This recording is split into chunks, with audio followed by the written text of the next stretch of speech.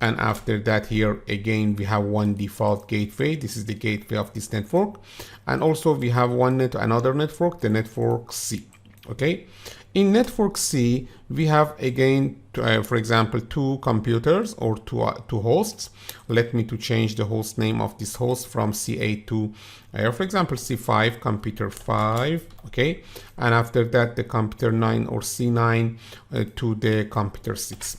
That's it. After that we can connect the switch to these PCs, and then to the next PC, for example, to computer 6, and finally to the router. Okay, now we have 3 standalone networks, network A and network B and network C. Okay, here we have 3 networks in a local area. It means these 3 networks, for example, network A's are the network A is residing in one building, and network B residing in another building, and network C residing in another building. But the network A's devices are near to each other. Because of that, we call this network local area networks. Local area network or LAN. Maybe you heard before this name, local area networks or LAN. Here we have a LAN, and also here we have another LAN. Here we have another LAN. The LANs maybe are residing in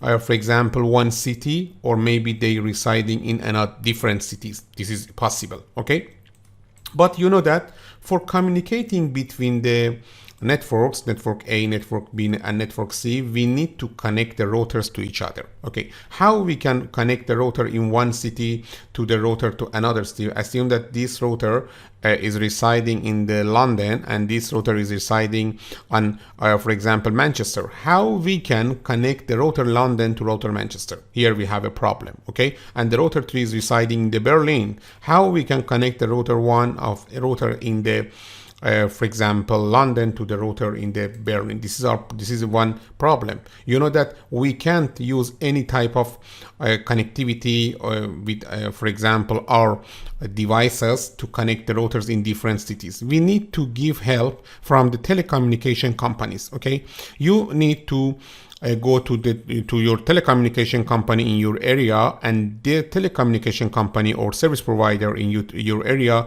can connect the devices of your company in different cities, in different countries to each other.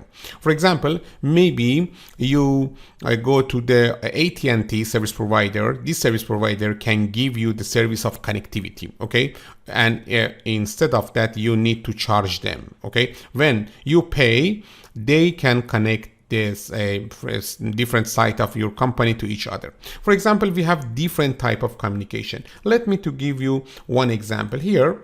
I'm going to add one interface. Don't worry about the details, because these details now are beyond of the scope of this video. Because of that, don't worry the detail. Only you should know a high level information. You should know the high level knowledge about these concepts now. Okay, look at here. I am going to connect the router 1 to router 2 with a specific line. This is a serial line. This is a serial connection. You will learn about this serial connection in this course. Okay, but let me first let me to write here. This is a serial connection. We call it serial, and this is the serial. And after that, this is a point-to-point link. The point-to-point links is a specific type of connection. In point-to-point links, we have only 2 points that these 2 points needs to connect to each other. Don't forget that this is not a direct link. Here we have one service provider. Look at here.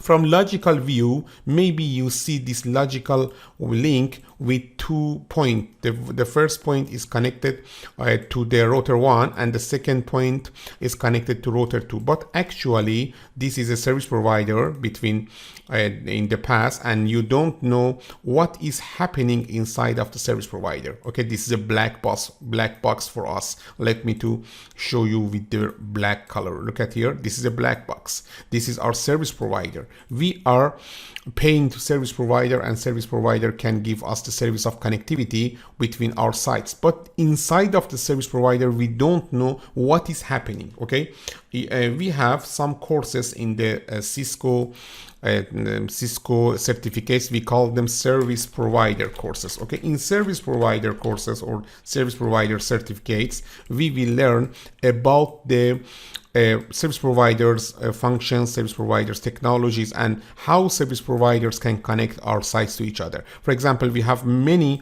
technologies that with that technologies we can connect different company sites to each other. For example, MPLS, VPLS, or other type of services. Okay, but this is the connection between two LAN. The first LAN is residing in one city, the second LAN is residing in another city. Because of that, this is a wide area network connection, because these two networks, network A and network B, are not residing near to each other. Because of that, we call this type of connection WAN, or wide area network. Let me write here wide area, for example, network.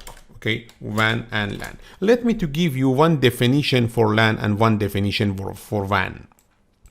A local area network, or LAN, is a computer network that interconnects computer within a limited area, such as a residence or a building, a school, laboratory, or university campus, for example, or office building. By contrast, a wide area, this is a wide area network, a WAN, okay, not only covers a larger geographical distance, but also generally involve leased telecommunication circuits. What is the WAN?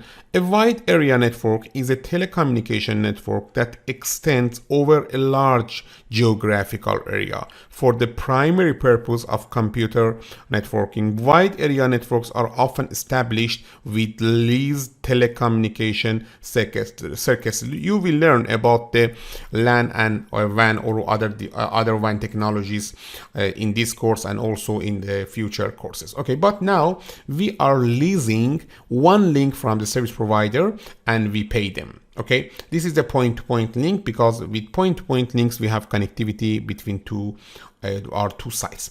Also, we have another type of connectivity between the, for example, routers in WAN. For example, we have one type of connection, okay, or we call it the EoMPLS. The name of these technologies is not important for this time in this course, but let me to give you some brief overview about them. EoMPLS.